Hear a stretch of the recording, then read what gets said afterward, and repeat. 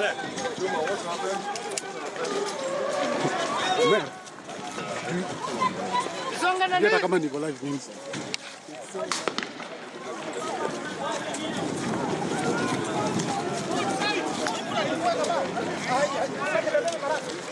a very big way, in anti-riot gear, armed to the teeth.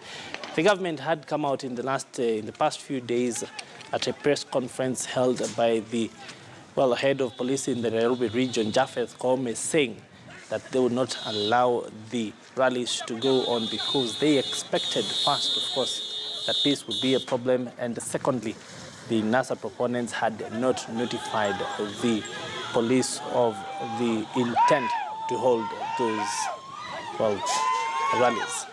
Well, dramatic pictures continuing to unfold there. The police hot in pursuit of the supporters who have been playing cat and mouse games with the forces since morning. The various contingents you can see dressed in different kinds of uniforms. Of course, is administration police unit, which is denoted by their red berets and maroon helmets, and various other paramilitary outfits, including the GSU and other units that have been brought in from right across the country to try and marshal the large crowds that were expected today, either in Kasarani or in the areas that NASA was expected to hold its rallies. Well, these confrontations being because NASA had indicated that it would go out of its way to hold a rally where it would hold prayers to mourn the lives that had been lost in previous altercations with the police as they protested the outcomes of the previous two elections that had been held before. The police, of course, have been in the limelight for violent behavior, as can be witnessed right now. But this has been mainly occasioned by the fact that, as they claimed, supporters of NASA and people who had attended these rallies and mass demonstrations had been taking refuge in neighboring houses, neighboring compounds, and in places such as those that you can see here.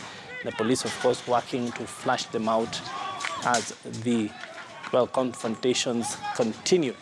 This is around the Donholm area, and specifically in Mombasa Road, which connects the Donholm roundabout to the Kayole estate and areas that are in the eastern part of Nairobi. And dramatic pictures continuing to stream in there as people who have been sheltering in those Mabati shelters continue to bear the brunt of the forces that have been arraigned against them.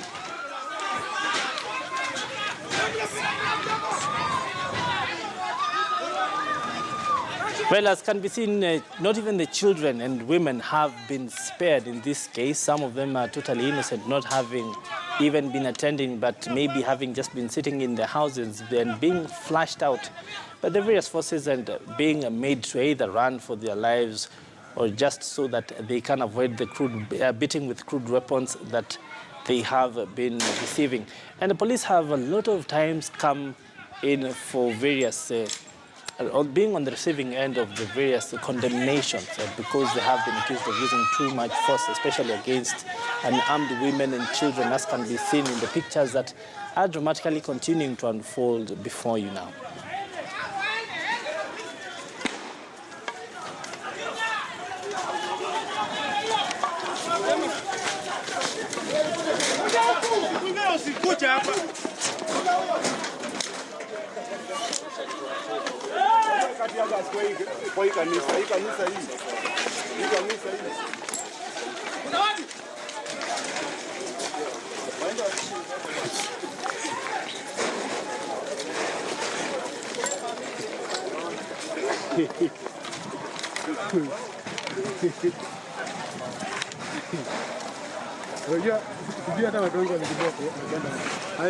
Indicate